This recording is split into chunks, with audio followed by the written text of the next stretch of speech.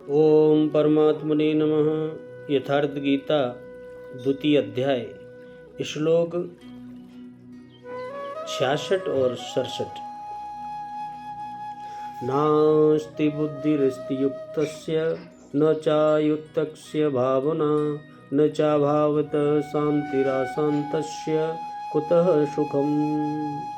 इंद्रियाणां हि चरतां यन्मनो अनुविधीयते तदस्य हरित प्रज्ञां वायुर्नावमिवाम्बसि।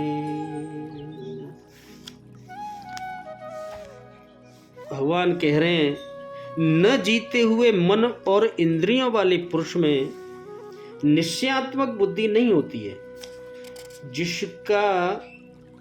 जिसकी इंद्रिय जीती हुई नहीं है उसकी बुद्धि निश्चयात्मक नहीं होती है, और उस अयुक्त मनुष्य के अंतःकरण में भावना भी नहीं होती है, तथा भावनाहीन मनुष्य को शांति कहीं नहीं मिलती, और शांति रहित मनुष्य को सुख कैसे मिल सकता है। क्योंकि जैसे जल में चलने वाली नाव को वायु हर लेती है, अपने हिसाब से ले जाती है, वैसे ही विषयों में विचरती हुई इंद्रियों में से मन जिस इंद्रिय के साथ रहता है वह एक ही इंद्रिय इस अयुक्त पुरुष की बुद्धि को हर लेती है। बिल्कुल साफ साफ शब्दों में।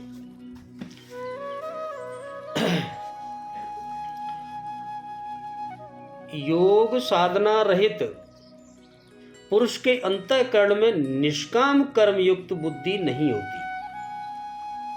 उस अयुक्त के अंतःकरण में भाव भी नहीं होता। भावना रहित पुरुष को शांति कहाँ और अशांत पुरुष को सुख कहाँ। योग क्रिया करने से कुछ दिखाई पड़ने पर भी भाव बनता है, जैसे रामचरित में कही है भगवान तुलसीदास जी ने, जाने बिन न होए प्रतीति, भावना बिना शांति नहीं मिलती, और शांति रहित पुरुष को सुख अर्थात शाश्वत सनातन की प्राप्ति नहीं होती। जैसे जल में नाव को जिस प्रकार वायु हरण करके अपने गंतव्य से दूर कर देती है, ठीक वैसे ही विषयों में विचरण करती हुई इंद्रियों में जिस इंद्रिय के साथ मन रहता है वह एक ही इंद्रिय उस अयुक्त पुरुष की बुद्धि को हर लेती है। अतः योग का आचरण अनिवार्य है। क्रियात्मक आचरण पर श्री कृष्ण पुनः आगे बताएंगे। इसका क्या भाव है? अयुक्तस्य पद या कैसे मनुष्य का वाचक है?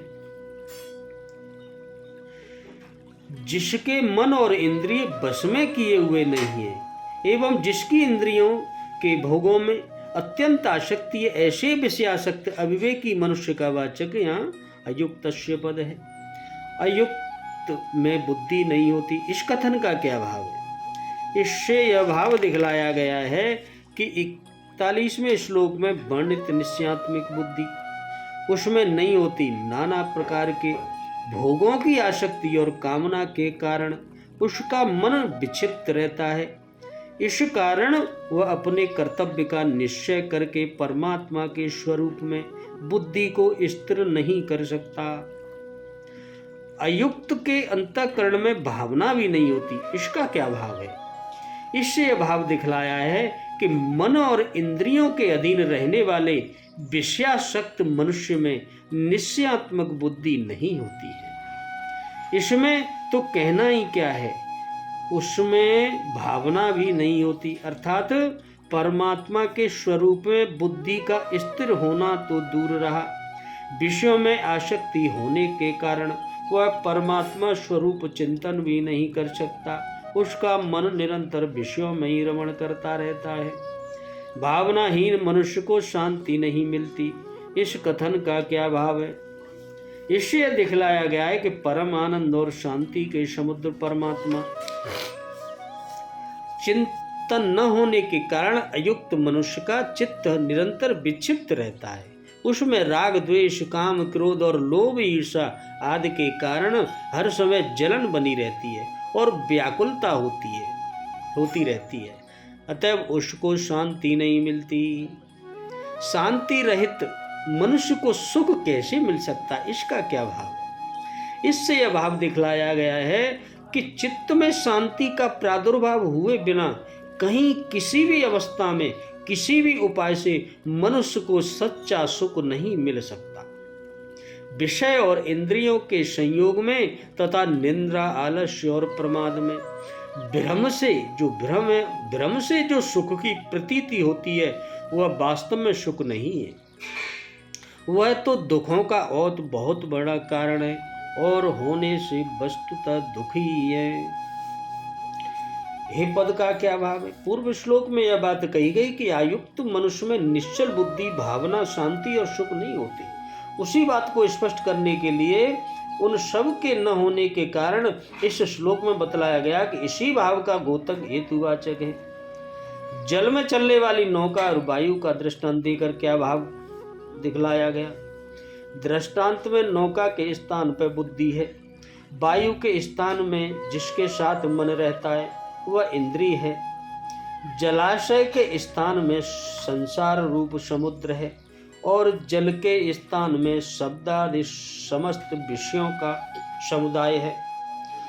जल में अपने गंतव्य स्थान की ओर जाती हुई नौका को प्रबल वायु दो प्रकार से विचलित करती है, या तो उसे पथभ्रष्ट करके जल की भीषण तरंगों में भटकाती है या अगाध जल में डुबो देती है।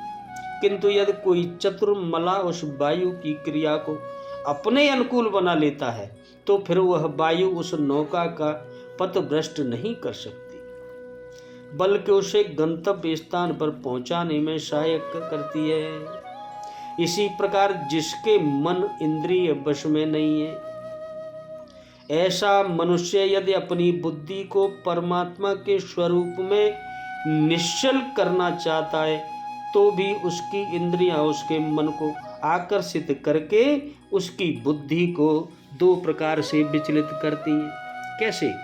इंद्रियों का बुद्धि रूप नौका को परमात्मा से हटाकर नाना प्रकार के भोगों की प्राप्ति का उपाय सोचने में लगा देती हैं कि जीवो कैसे मिलेगा, उसे भीषण तरंगों में भटकाना है और पापों में प्रवृत्त करके उसका अधः पतन करा देना, उसे डुबो देना है।